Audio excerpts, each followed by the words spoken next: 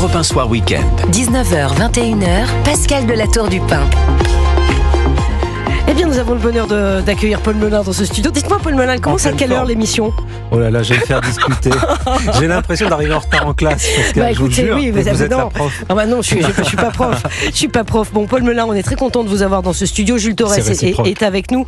Évidemment, vous avez suivi l'actualité qui est encore très dense aujourd'hui. Oui. On attend les mots de Michel Barnier. Bien sûr qu'il va être interrogé tout à l'heure par nos confrères sur les dossiers qui fâchent. D'abord. Ah bah j'espère. Bah oui. Ce serait la moindre des choses. Tous vos confrères ne sont pas comme vous, Jules. Non, les dossiers qui fâchent. Enfin, la question, en tout cas, que l'on se pose, c'est ce gouvernement. Est-on un gouvernement de la droite conservatrice ? Non, on espère qu'il est pas juste là pour commenter son gouvernement. Pour commenter la composition de ses 39 ministres. Il va devoir le faire, Jules Torres, ça c'est sûr. Et dire qui est qui et qui va où. J'espère quand même qu'il va nous donner une sorte de cap, quelques lignes directrices pour son futur gouvernement. Mais c'est-à-dire sur les priorités des Français, pouvoir d'achat, sécurité, immigration, santé. Vous voulez son discours de politique générale avant l'heure, c'est ça ? Son discours de politique générale, mais vous savez, son discours de politique générale, c'est le 1er octobre, c'est une éternité. C'est dans 10 jours. 10 jours en politique, c'est une éternité. Surtout dans le climat actuel où une journée dure une semaine. C'est un peu inquiétant ce que vous dites, Jules, parce que je sais que vous avez raison. Aujourd'hui, on est dans l'instantanéité. Vous avez raison, là, maintenant, pas toujours. Mais dire que le 1er octobre, c'est une éternité, non, c'est pas vrai. C'est-à-dire qu'on assiste à un raccourcissement du temps politique où il faut tout de suite. On va pas vous faire le discours de politique générale de la 6e ou 7e puissance du monde en 10 minutes. Que le Premier ministre, il ait besoin d'un peu de temps, qu'il ait besoin de réunir, d'échanger, de voir avec chaque ministère où vont aller les priorités, de donner sa feuille de route, on peut le comprendre. Donc, moi, je pense qu'il ne faut pas être impatient, il faut attendre, et que maintenant qu'on a le casting, ce qui compte plus encore que le casting, c'est la politique qui va être conduite pour la nation. Et ça, c'est un vrai sujet. Quelle politique en matière d'immigration ? Quelle politique en matière de lutte contre l'insécurité ? Quelle politique sur le pouvoir d'achat ? Il a dit quand même qu'on était à la tête d'un État plutôt en faillite. Donc, comment faire sur la question de la dette et du déficit ? C'est surtout ces sujets-là qu'il va falloir que le Premier ministre soit au rendez-vous. Et maintenant qu'on a son équipe ministérielle, on se dit, tout le monde est là, tout le monde doit être à la tâche pour conduire les affaires de la nation. Alors Michel Barnier, on va en reparler, mais vous parliez du déficit. À 18h15, et tout le monde était très à l'heure, puisque 18h15, tout à l'heure, Bruno Le Maire prend la parole, passation de pouvoir avec Antoine Armand. Je voudrais qu'on écoute et qu'on fasse écouter aux auditeurs d'Europe 1 ce petit passage de relais. Vous allez bien comprendre, passage de relais. Pourquoi je dis passage de relais ? Parce que Bruno Le Maire lui a offert une sorte de bâton et vous allez comprendre pourquoi. Cher Antoine, tu es savoyard de naissance, je suis basque d'adoption. Je veux donc t'offrir, en cadeau de bienvenue, un maquila basque. Le maquila est un bâton de marche. Il t'aidera donc à franchir les cols. Mais il est aussi une arme de défense. Il t'aidera à affronter les périls nombreux que tu rencontreras sur ton chemin. Je te souhaite le meilleur, cher Antoine. Voilà pour cette petite séquence qui était l'un des temps forts de cette passation de pouvoir, un peu d'humour de Bruno Le Maire.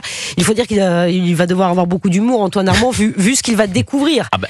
Moi, je suis désolée, mais moi, ça me fait peur. Depuis hier, j'arrête pas d'en parler, mais ce déficit, quand j'entends effectivement Pierre Moscovici nous dire dans les Échos, je crois que le déficit, on est à 6% du PIB. Bon courage. On va arriver à 6% du PIB. Mais honnêtement, moi, je suis plutôt assez confiant par rapport à la personnalité d'Antoine Armand. C'est-à-dire, vous avez épluché la presse, vous êtes des journalistes et des chroniqueurs sérieux. Est-ce que vous avez vu des interviews de ministres ce week-end ? Non, bien sûr, mais... Si, dans le journal du dimanche. Une seule. Ah oui, dans le JDD, pardon. Oui, Antoine vous avez raison. Ministre de l'économie, qui est le seul qui a le courage de sortir du bois avant la passation de pouvoir. Bon, entre nous, il s'est fait gronder par Matignon. Il n'avait pas le droit de faire ce qu'il a fait. J'allais vous le dire, Jules Torres. Vous l'avez induit au journal du dimanche à faire des bêtises. C'est Antonin André qui l'a induit à faire des bêtises. Mais pour le coup, ça montre quand même un ministre qui a du courage, qui n'a pas de langue de bois, qui ne compte pas se cacher. C'est un ministre qui est à un ministère où il y a un sujet qui est vraiment brûlant, celui du budget. Il ne sera pas tout seul, son ministère est divisé. Il y a Laurent Saint-Martin qui s'occupera du budget et qui par ailleurs est rattaché au ministère, au Premier ministre. Donc évidemment, il ne sera pas seul, mais c'est quand même assez salutaire de voir qu'on a un ministre de l'économie qui prend des risques dès le premier jour après sa nomination. En répondant à une interview du JDD. En répondant à une interview du JDD. Il n'a pas peur de la contradiction. Non mais, entre nous, c'est tacite, mais il n'a pas le droit. Mais non, mais c'est pour ça. On ne donne pas une interview avant la passation de pouvoir. Mais oui, c'est pas possible. Il n'a peut-être pas encore les codes, Paul Melun. Ouais, là où je vais aller dans le sens de Jules, c'est peut-être un mélange des deux. Alors peut-être qu'il n'a pas complètement tous les codes, parce que de fait, il n'a jamais été ministre. Mais il est vrai que cette démarche, en tout cas sur la forme, montre que c'est quelqu'un qui a l'air audacieux et qui ne ressemble pas aux petits hommes gris, comme dit Pascal Praud, c'est-à-dire, et ils sont nombreux, les petits hommes gris à Bercy, c'est-à-dire des hauts fonctionnaires un peu engoncés, un peu corsetés. En tout cas, là, il prend un premier risque. En tout cas, il va lui falloir ne pas avoir froid aux yeux, si je puis dire, parce que il est vrai que la situation budgétaire du pays est très préoccupante. Et d'ailleurs, là-dessus, on ne peut pas tout mettre sur le dos du président de la République actuel. Ça fait longtemps que l'économie de la France est structurellement déficitaire, qu'on a organisé notre économie pour être déficitaire. Moi, je suis très favorable, par exemple, à l'État-providence, au fait qu'on ait beaucoup de dépenses sociales, qu'on ait des bons services publics. Je pense que c'est l'honneur de la France. Mais quand tout ça se fait au détriment de mesures élémentaires de bonne gestion, il faut se poser des questions. Là, on parle, par exemple, de l'endettement excessif des collectivités territoriales. Est-ce qu'au niveau des collectivités territoriales, il n'y aurait pas des économies à faire ? Alors là, le problème, c'est que quand vous touchez aux collectivités territoriales, ça vous fait vite des problèmes politiques avec beaucoup de barons locaux. Et c'est le réseau difficile de l'assumer, parce que les réseaux d'élus sont très influents, effectivement, et notamment dans ce gouvernement, puisque Michel Barnier a beaucoup compté sur les élus locaux. Donc ça peut être difficile. Donc il a vraiment fort à faire, ce nouveau ministre de l'économie. Et d'ailleurs, Bruno Le Maire le lui a dit. Il y a beaucoup de pouvoir entre ces murs, mais je préfère vous le dire tout de suite, pas de pouvoir magique. Vous ne trouverez pas dans un tiroir de mon bureau je ne sais quelle recette miracle pour rétablir nos comptes publics.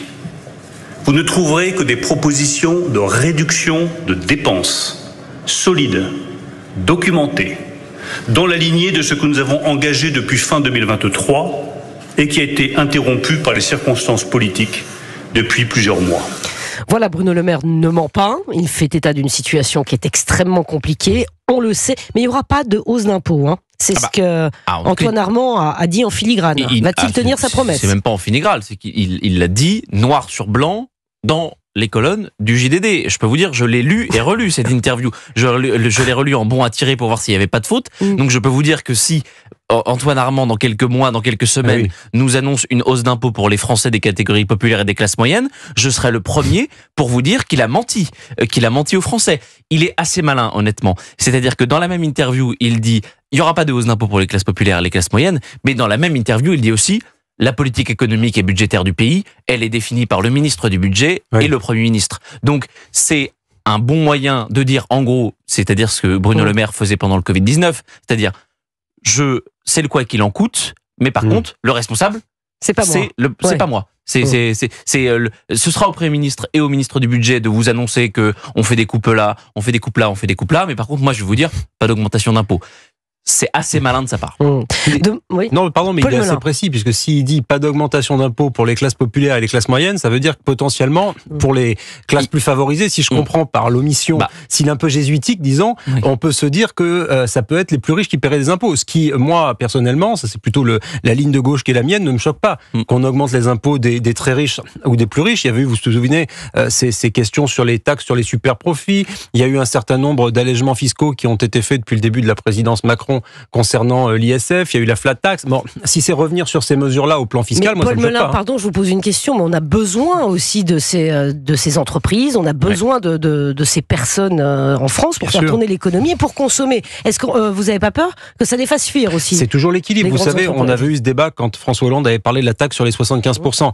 Bon, alors c'est toujours un équilibre. Moi, je pense que au-dessus d'un certain seuil, effectivement, l'impôt devient un facteur à l'évasion fiscale au départ. Et là, c'est effectivement dramatique pour l'économie. Et puis il y a un seuil d'acceptation où un certain nombre de gens, d'ailleurs y compris des gens aisés ou plus riches, ou un certain nombre d'entreprises qui font des bons profits, sont, comment dirais-je, alors content, on n'est jamais content de payer l'impôt, mais consentent à payer l'impôt pour la solidarité nationale. On est un des pays les plus taxés au monde, Paul Melun. Et c'est vrai. On est déjà un pays, mais parce qu'on est aussi le pays qui a l'État-providence quasiment le plus, comment dirais-je, qui a la plus grande envergure, qui a la plus grande générosité dans le monde. Donc ça va ensemble. Bon. Non, mais Michel Barnier, ça fait une semaine que tout le monde dit que c'est un excellent négociateur. qu'il a négocié le Brexit, que c'était un commissaire européen qui allait négocier a été recruté, à toutes les tables des négociations. Et en effet, c'était aussi l'argument à l'Élysée de dire, bon, le budget, ça va être compliqué, sur les questions migratoires, ça va être compliqué, sur les questions sécuritaires, ça va être compliqué. Donc, on met quelqu'un ici qui a une méthode qui plaît à tous les partenaires sociaux. D'ailleurs, il y aura une grande rencontre, une grande conférence sociale qui sera organisée à la rentrée. On n'a pas encore la date, mais elle sera là pour rassurer les partenaires sociaux. Donc, pourquoi avoir mis Michel Barnier si ce n'est pas pour aller rassurer, par exemple, je pense évidemment au MEDEF, parce que les discussions qu'on a depuis une semaine, c'est en gros sur l'augmentation des impôts pour les entreprises qui sont profitables, voire très profitables. Paul a parlé des super profits, on parle évidemment de ça, et sur les contribuables les plus aisés. Si on fait un sondage, il y a 80% des Français qui sont d'accord. Donc, Michel Barnier, il est aussi là pour donner des gages, non pas à Emmanuel Macron, mais à l'opinion publique. Et demain, à partir de demain, donc son équipe est déjà au travail, les passations de pouvoir vont continuer dans la matinée puisqu'il y a un premier conseil des ministres qui se tiendra à la mi-journée avec la photo de famille, évidemment avec Emmanuel Macron. Il y a déjà, je crois, une réunion de travail prévue demain matin à 8h. Une sorte de séminaire gouvernemental. Mais ça veut dire quoi? Ça explique aux auditeurs d'Europe 1, Jules Torres, ce qu'est ce séminaire gouvernemental. En gros, c'est comme si vous prépariez une nouvelle rentrée à Europe 1, que vous aviez une flotte de chroniqueurs et que vous vouliez les rencontrer avant de participer à une émission. C'est ce que malheureusement on n'a pas fait ici. Moi j'aurais aimé vous rencontrer avant. On se connaissait déjà, Jules Torres. L'émission. Ça nous a pas empêché d'être excellent.